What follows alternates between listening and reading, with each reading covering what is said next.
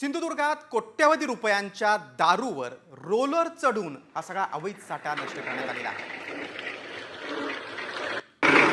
महाराष्ट्राच्या स्वस्त असलेल्या गोवा बनावटीच्या दारूची चोरटी वाहतूक आणि विक्री सिंधुदुर्गात होत होती। तसंच इतरही राज्यात या दारूची विक्री केली जायची।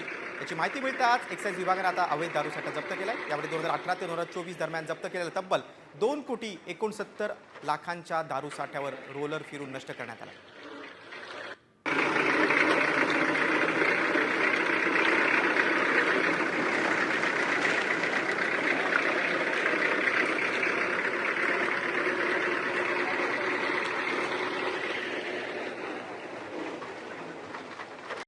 कॉमस्कोर नुसार आता isakal.com आहे देशातील नंबर 1 ची मराठी न्यूज वेबसाईट। प्रत्येक अपडेटसाठी isakal.com ला नक्की भेट द्या।